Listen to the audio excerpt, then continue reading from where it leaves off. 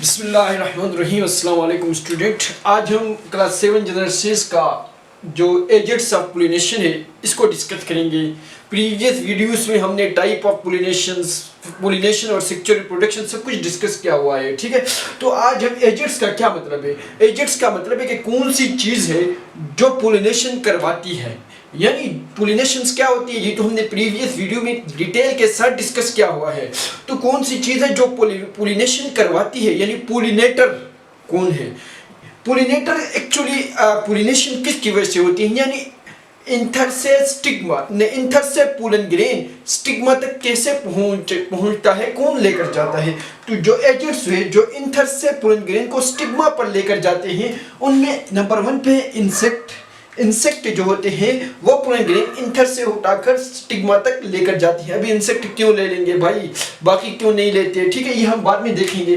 Birds दूसरा number पर है, बर्ड्स तीसरा नंबर पर है वाटर और चौथा नंबर पर है एयर, यानी विंड, चलती हुई हवा को विंड बोला जाता है, ठीक है। तो ये एजेंट्स ऑफ पोलिनेशन के तौर पे काम करते हैं, यानी इंसेक्ट, बर्ड्स, वाटर और विंड पोलन ग्रेन को इंथर से स्टिग्मा तक लेकर जाते हैं।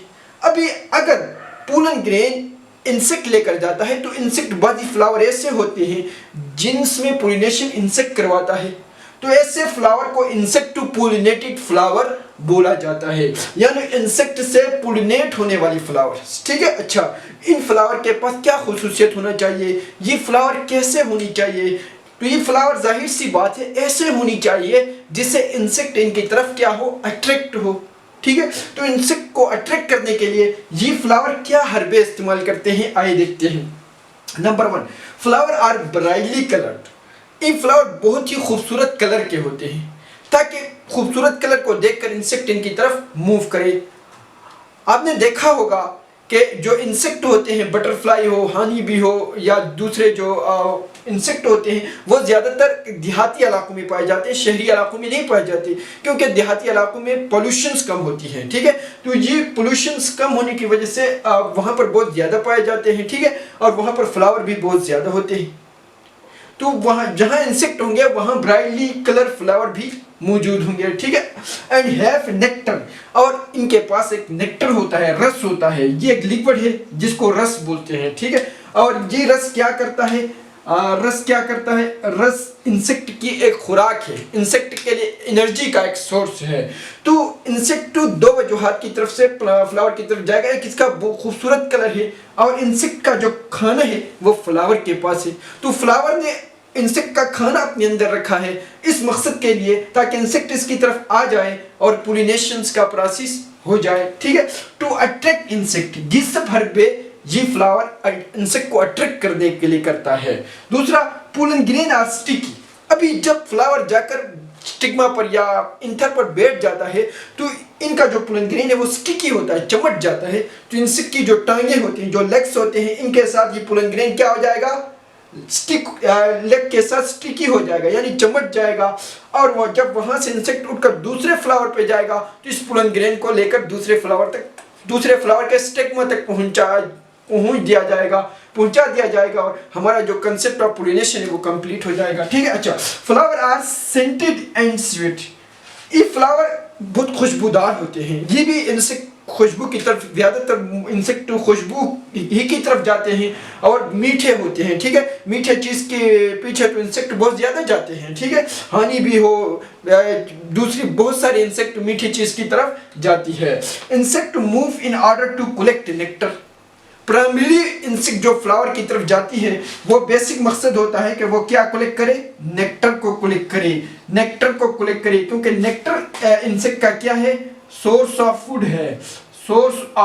किसका सोर्स ऑफ फूड है, नेक्टर, इंसेक्ट का।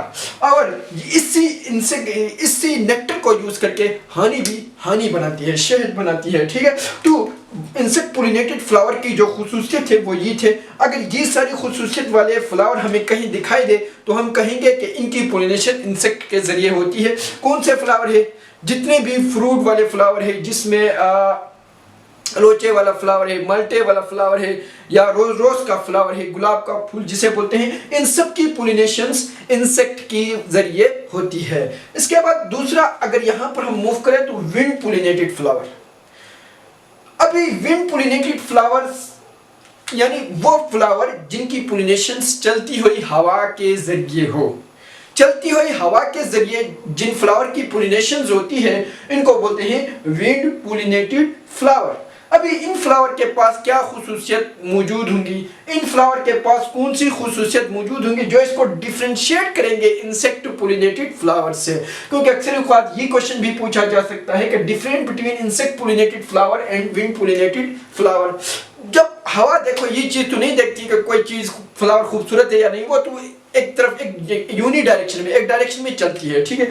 तो इन फ्लावर का कोई कलर नहीं होता, क्योंकि ये कलर डार्क करके क्या करें, क्योंकि इनकी पोलिनेशन इंसेक्ट से नहीं होनी है, हवा के जरिए होनी है, ठीक है। तो फ्लावर हैव कलरलेस, इनका कोई कलर नहीं होता, कोई ब्राइट, कोई रेड, कोई येलो कलर इनका नहीं होता। एंड नेक्टरलेस, और न उसके पास रस होता है, न उसकी जो स्मेल होती है वो स्वीट होती है, मीठी स्मेल भी नहीं होती, इनके पास रस भी नहीं होता, नेक्टर भी नहीं होता, क्योंकि हवा तो नेक्टर की तरफ, हवा तो एक डायरेक्शन में चलती है, ठीक है। Nectarless, not depend on insect, जी इंसेक्ट पे डिपेंड ही नहीं करते।